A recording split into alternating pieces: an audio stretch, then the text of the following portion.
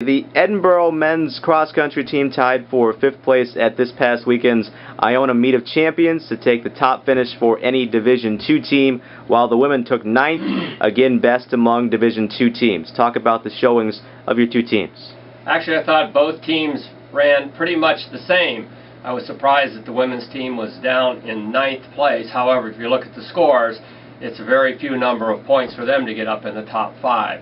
So, you know, when you're starting to looking at the level of competition, I mean, on the men's side, Iona is ranked number 4, Division I, fueled by 6 international kids. What we did there, running as well as we did, was to prove that our top guys can run on a Division I team and be a scoring impact for them. The rest of our guys were close enough to show that we certainly are going to be able to accomplish the national goals that we have in Division II.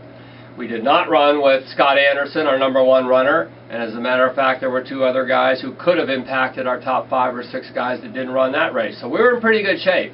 We went back from Van Cortlandt on the guys' side very happy with what we're doing.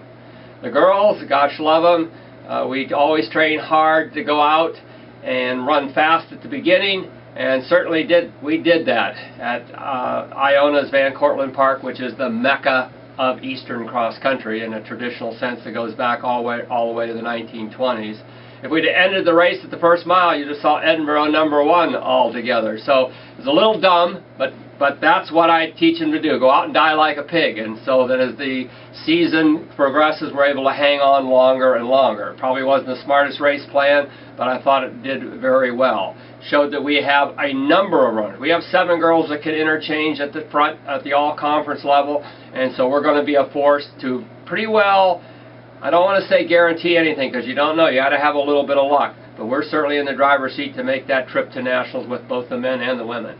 Yeah, the men are ranked 9th in the D2 poll. The women are in at number 14. There are some pretty big expectations for the Scots this year. Well, our expectations have always been pretty big. So top 10 is really nothing but something that's almost traditional within our tradition. In order to be able to accomplish the goals that we want to, you have to have more power up front. That means our number 1 and number 2 runners have to improve a little bit. We've got the depth, but we need a little bit more power in the front group. So adding a couple other people running a smarter race, we should be able to accomplish it.